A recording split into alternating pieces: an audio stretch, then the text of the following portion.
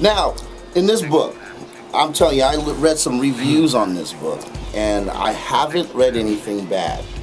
No one's really said anything bad about the book. I think they've kind of pretty much enjoyed it. You really give some insight on what's going on in the music business to this day, and you're definitely clearing up some things from the past. What was the main motivation for you writing this book? Well, let me just tell you a little about what you just said. Not only is it the highest rated book that Simon & Schuster has ever put out, which makes me feel real good about it, but what I did was, since at this stage of my life, Elo, I'm not running for mayor of San Diego, and I really don't have to cash my Social Security checks, so I said, you know, man, I'm just going to tell it like it is. I'm going to tell the real and let everybody that reads it make up their own mind about it.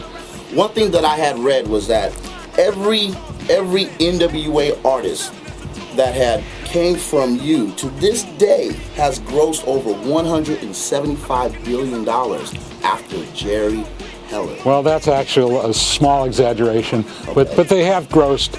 I've heard recently that Dre alone has grossed between 10 and 15 billion.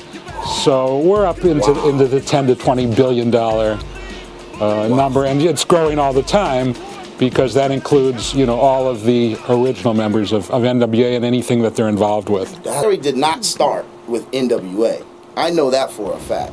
You've started way before then. I mean, you've been in the business for a long time. Not only that, I also know that you're regarded as one of the #1 top guys, executives in the world.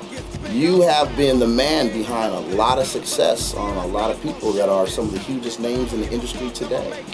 Well, it makes me feel good. I sit here when you talk about that, it makes me feel good. But I started with the Standells in the middle 60s. They had a song called Dirty Water, which, while it was a pop hit, it really was the first punk song.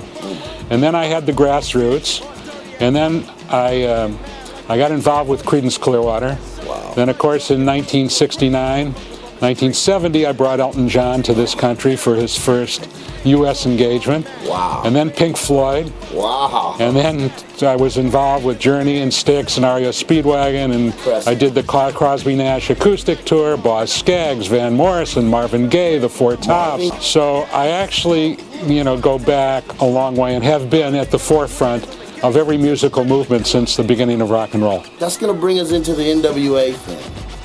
How did you ever get linked up with that whole situation? It's amazing that you would hone in on all those things. I give you props for that, my man. Thank you. So I heard about a little scene that was happening in Los Angeles at a place called Macola Records, which was a little pressing plant. Okay. And I had been disgusted with the music scene, as I'm disgusted with the music scene right now.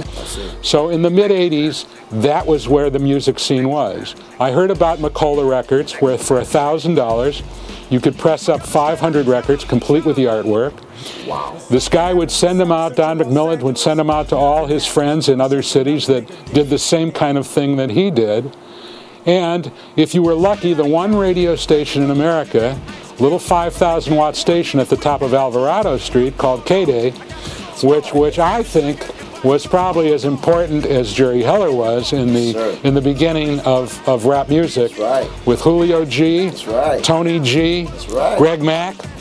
So He's naming them too. those were my guys. That's so they were the only station in America that was playing the records. So if you sold 10,000 12 inches at that time, and let me just give you an idea of who was pressing their own records at Macola. We had J.J. Fad, right. We had the L.A. Dream Team, That's right. We had the World Class Wrecking Crew, Right. We had CIA, we had MC Hammer, we had Ice-T, Wow. we had the Timex Social Club. So we had basically the backbone of what would become, or could have become, the biggest company in the history of the music business.